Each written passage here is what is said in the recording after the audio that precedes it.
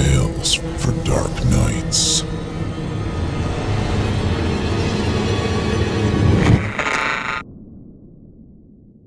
The following audio production is sponsored by Costume Supercenter.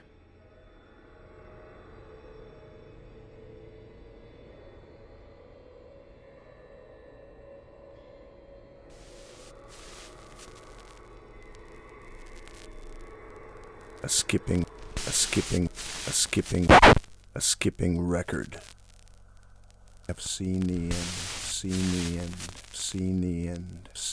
end. By I have seen the end.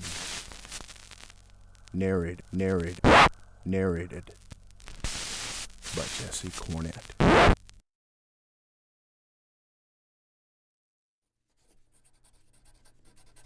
Hello.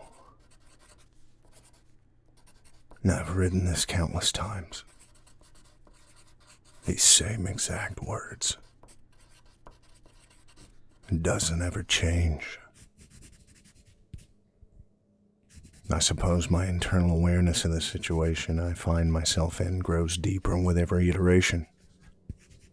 But on a physical surface level, there's nothing I can do to change it. There's nothing I can do to change any of it. I know what's coming because I've lived this over and over and over and over again. I can't recall the first time. It's happened so many times that this has become my life now. Repeating a series of painful events. Oh, it's going to affect you too. It's going to affect all of you. I have seen the end. I have lived it over and over and over again. Every time I find myself looking for signs, for a possibility that I've escaped it, that I have progressed into an alternate timeline of reality that avoids the tragedy we are all about to go through. But it's always the same. Let me start over. When I was 4 years old, I became very much aware of memories that I possessed my entire life. Only until that point in time, they just sat in the corner of my mind, like a vague feeling. They were always there, I just never really paid much attention to them. But at 4, I did. I remember clearly, which may be bizarre to some, but in my life, it's quite the norm. The first memory I have is being a Native American warrior, running down a narrow dirt path in the middle of the woods. I fall into a spike-filled hole in the ground. The spikes penetrate my legs, chest, and shoulders. I feel my lungs fill with blood. I remember the panic and pure terror when I realized there was no way out of this. That this moment was my last, and there was nothing I could do. The next memory I have was of being an old woman, walking along the beach side with my husband. We're deeply in love, and I just feel calm, peaceful, blissful, in love, and very much loved. Everything just feels fantastic. Nothing is wrong. We walk back to a small beachside cabin we are staying in. And I remember listening to Kokomo by the Beach Boys in the cabin's small kitchen. A big, oversized, round, turquoise refrigerator looms behind us. I'm not sure why, but the detail about the fridge always stuck out to me in this memory. It has no real importance, I suppose. Anyways, my husband and I lay down in a bed. The memory ends there. This memory in particular haunts me because of that blissful feeling that I once had. As an old woman so deeply in love with and so deeply loved by her husband. My life now is so far from that. I yearn for it. I miss it. I fear I'll never know that in my lifetime. Well, I know I'll never know it in my lifetime.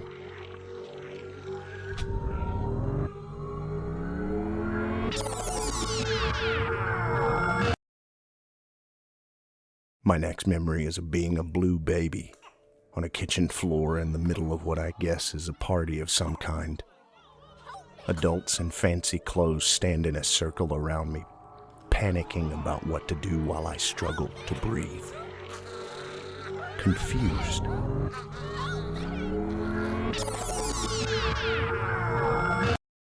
Obviously, what I'm getting at here is that I could remember past lives. These memories haven't left me. Maybe they were just a 4-year-old's dream, but they felt pretty damn real to me. Along with this, I have had several close calls with death during this lifetime. Times when I should have died but didn't. Times when I swear I did die. Almost getting hit by cars, falling off of roofs. Lots of times that I shouldn't have made it. In the 7th grade, I skateboarded down a steep road and got slammed by a car coming up said road.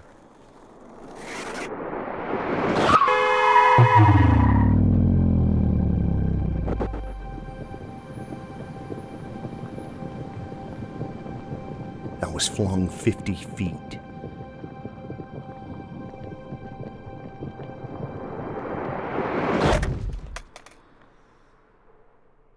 The car looked like it hit a tree. The cops said the car must have been doing at least 60 miles per hour up that road, and that I was an idiot for Tony Hawking it down that concrete slide. And I walked away without a scratch. These close calls with death always made me feel slightly odd afterwards. The world around me would feel different. It would smell different. I couldn't put my finger on it. Not until this year. But before I get to that, let me back up about 2 years.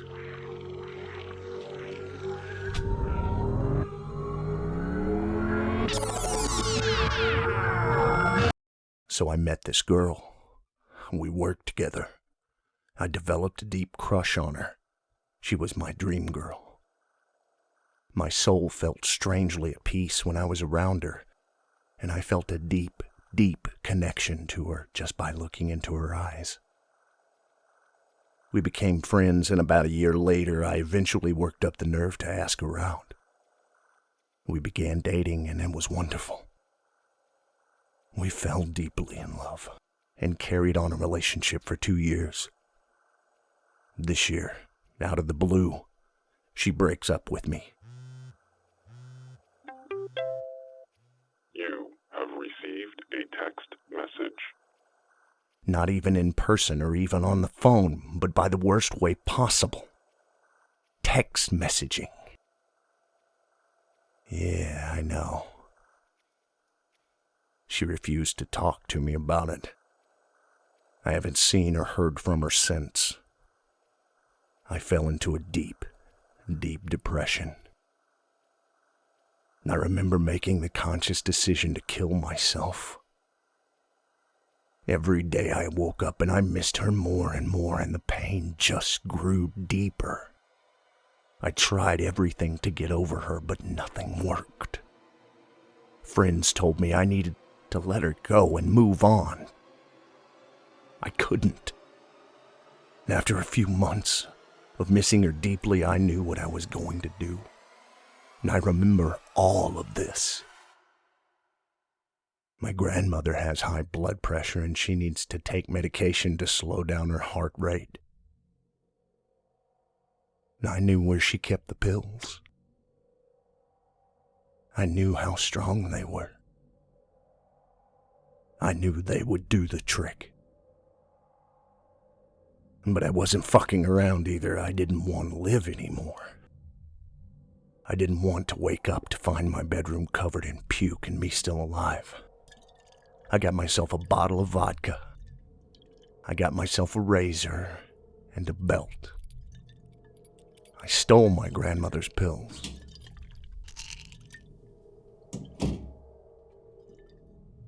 I had this poster on my wall of my favorite band ever, the United Red.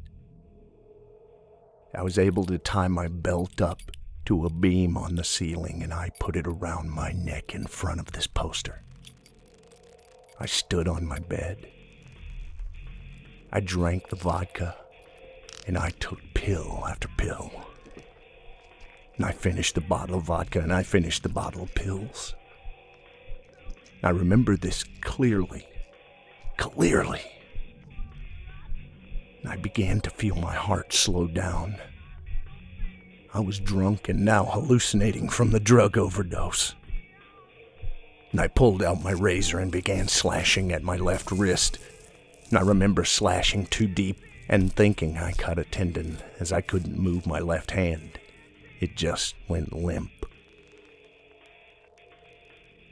I remember my legs beginning to get weak. I remember everything starting to fade out. The last thing I remember is the belt beginning to tighten around my neck as I was no longer standing on my bed. Then, just blackness.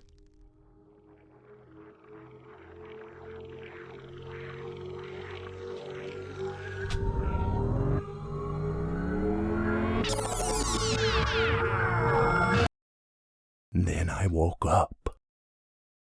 No belt, no scars or cuts in my wrist. There was an empty bottle of vodka. I had a headache. I couldn't find the pills anywhere. I had no idea what happened. I had the strangest feeling of deja vu. Behind me, the United Red poster was gone, and in its place was a Beatles Abbey Road poster. What? Everything felt different. Just like with all of my other near-death experiences, it all felt different. My house smelled different. You know how you go to somebody's house and it has its own smell that the occupants are used to and immune to, but you can smell it? That's what it was like living in my house now. Like I was a stranger. My house's smell was strong and apparent, and for some reason it drove me crazy. I hated it. I began to look up the United Red, like I said, my favorite band, on the internet, and it was as if they never existed. Ever. I couldn't find any information on them. No records to buy, no tour dates, no website, no t-shirts or other merchandise you'd expect a band to have. No YouTube videos. No torrents of albums to download. Nothing. I can still remember their songs clearly in my head, but it was suddenly like they never existed. What? For some reason, I get hit with a massive amount of deja vu, like I've done this before. Because I had. Well, my depression carried on after that, and I fell into a pattern of abusing alcohol and other substances. I went on a bender one weekend with a good friend of mine. We drank 2 handles of really bad, cheap whiskey one night.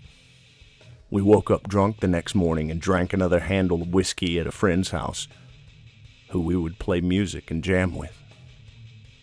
We were trying to start a band, but we'd always just end up jamming out random songs. We killed that other handle of whiskey before leaving this friend's house. He advised us not to go, as we were both blackout drunk and shouldn't have been driving, but we left anyways. We left for our favorite bar.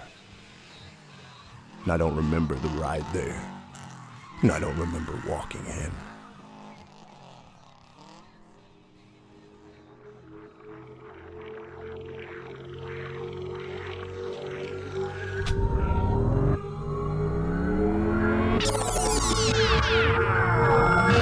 I just remember suddenly realizing I'm sitting at a table at this bar and my head hurts. The world felt different. The bar smelled different than it usually did. I'm so out of it that I don't think I can talk to anyone. I'm beyond drunk. I decide to go to the bathroom.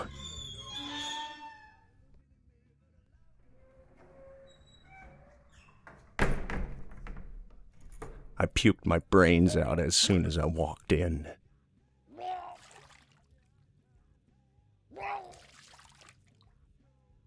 And I immediately felt better. Still drunk, but better.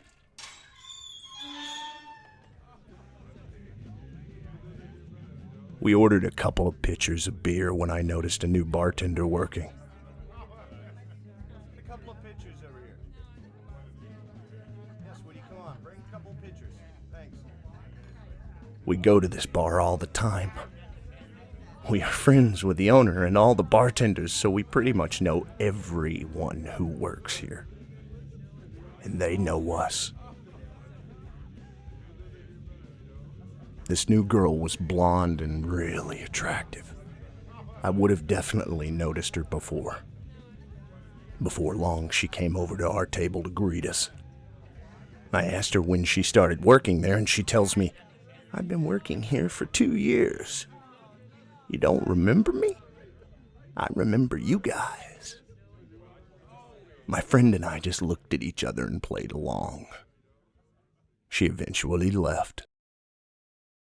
I'm not sure what to think anymore. The United Red suddenly didn't exist, and now there was a new bartender who says she's always been there at my favorite bar. Over the next couple of days, I researched some things on the internet, trying to get some answers. I don't even really know where to begin, but then I find a posting about the Berenstain Bears. And I loved them as a kid. I owned every book. I watched the TV show, and I especially remember the Christmas special, as that was a holiday staple in my house growing up.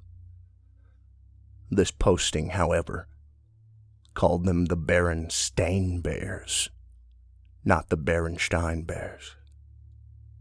The post begins talking about switching timelines. It talks about how if you're seeing Berenstain, you're in a timeline of lost souls. It all hits me. I've done this before.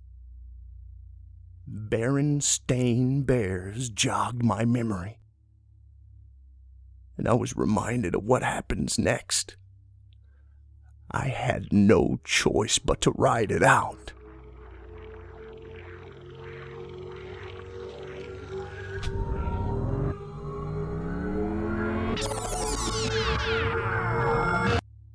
Conflicts escalate with Russia and the Ukraine. The Cold War happening right now in Ukraine, where there are now reports Russian troops have moved into Ukraine and Crimea. Specifically, only moments ago, the President of the United States, unscheduled, went into the White House briefing room to issue a strong warning to Russia. The Middle East is going to hell as a radical Islamic group known as ISIS is making threats and cutting people's heads off. Don't conform with their puritanical brand of Islam, forcing everyone, Muslims, Christians they conquer, to convert to radicalism or die.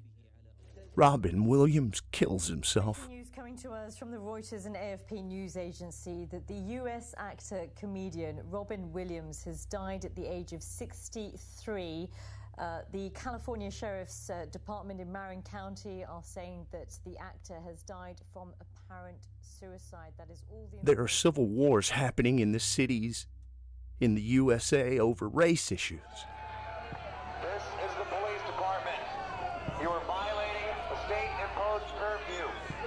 You must continue to disperse peacefully, or you will be subject to arrest. Meanwhile, Ebola and other diseases begin to spread. The Ebola virus has killed more than 1,000 people, most in Sierra Leone, Liberia, and Guinea. There's now been a third death. I've lived it all before. I've seen it all before. I knew it was going to happen. There was nothing I could do. I lived it thousands of times before. I know what happens. My life had somehow become a skipping record where I live out the end of the world over and over and over again. I've written this to all of you countless times. I'm not sure why. I'm not sure if it has anything to do with all those strange near-death experiences or switching timelines or anything like that. What I do know is that we are going to invade Iraq. We are also going to go into Ukraine to help defend them from Russia. This is where everything goes to hell. Russia attacks the United States. Our military is split between the Ukraine, Iraq, and the streets of random cities across our country. It's a losing battle. Soon, small terror sects that are in the United States become active, whether they be ISIS or whoever. I'm not sure. It begins with small bombings and random murders in our backyards. There's nothing we can do about it. Civil war grows. A cop kills a black kid or something like that, and it all blows up. We are fighting ourselves. Ebola reaches the United States and Europe. It's killing people off and spreading at a growing rate. We get bombed repeatedly. Chicago, strangely, and New York are hit first. Then Washington. At the Pentagon, where there is a significant fire. Chris, you're on the phone. Can you hear me okay? Yes, I can hear you just fine. Tell me what you know. Well, arriving at the Pentagon a short time ago, there was a huge plume of smoke which continues to rise from the west side of the Pentagon. Over in the area where Some of the bombings are done by plane, and some are suicide bombings. It seems as though we're getting hit by multiple different groups at the same time. Ebola continues to spread and wipe people out. People don't leave the house anymore. Why would you? We all live in fear.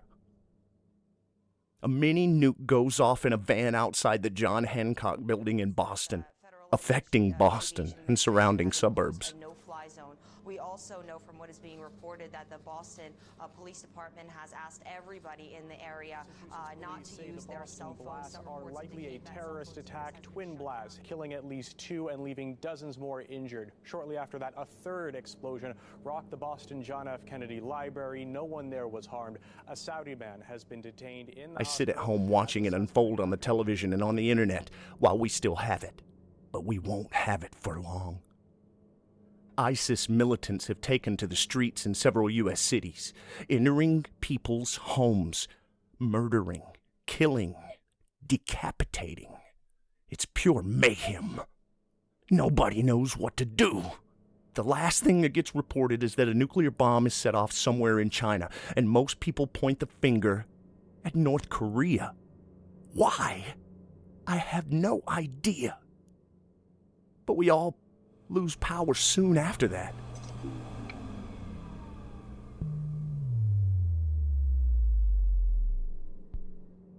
Obviously not from the bomb going off in China. My neighbor proposes a theory that an EMP was set off. But who really knows? All I know is that one day, everything just goes dark. And we don't get the television or internet or power back again. it's in the winter. We start cutting down trees outside of my house in order to burn them and stay warm.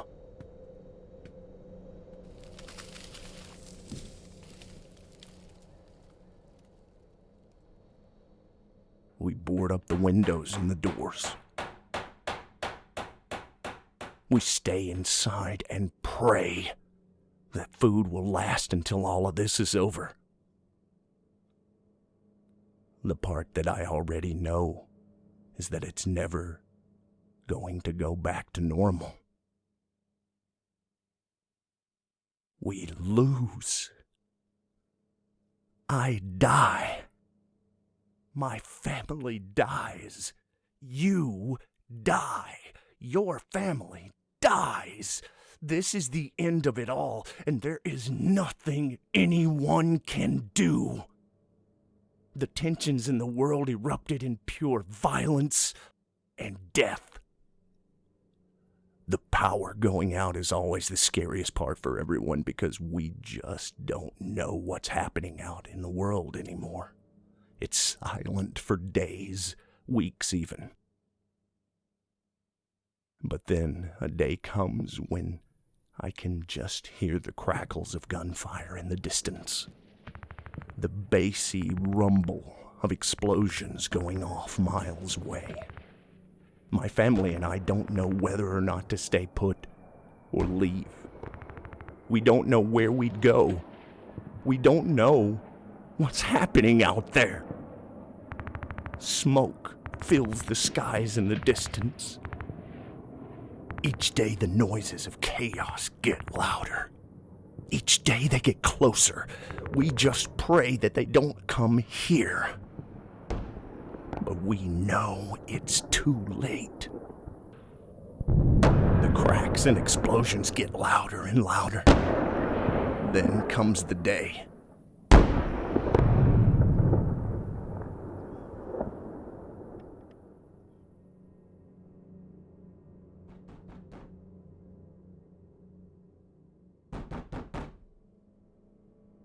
I am upstairs in my room when I hear the door downstairs get kicked open. I hear the shouting, and I make it downstairs just in time to see my mother get shot and killed by several unknown troops with bandanas covering their faces. I have no idea who they are.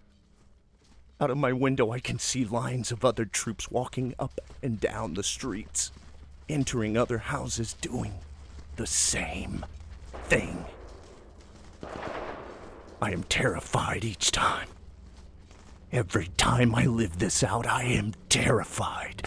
I put my arms up in the air to show I'm not a threat. They kick out my knees and put me down on the ground. My grandmother enters the room after this and she is crying. That's the last thing I remember before feeling the knife enter into my neck. I feel most of it. The wetness of the blood rushing out. The panic. The wanting it to stop. The desperate last-minute grasp at some sort of hope. But there is none.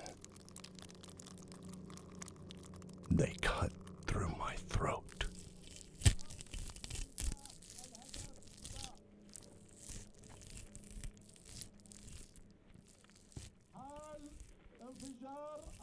I hear another language being screamed at me before it all went black. I couldn't understand. My last moment was one of intense pain, panic, confusion, and desperation.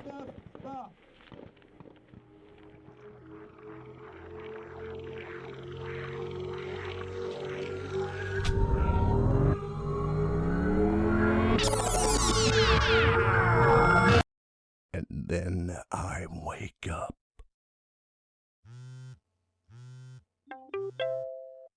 You have received a text message. To a text message from the love of my life. and she's breaking up with me. And I relive it all over and over and over and over and over and over and over and over again. There's no stopping it. There's no way out. Is this my punishment for suicide? Is this my personal hell? I don't know. I want it to end. I couldn't tell you how many times I've written this to you all.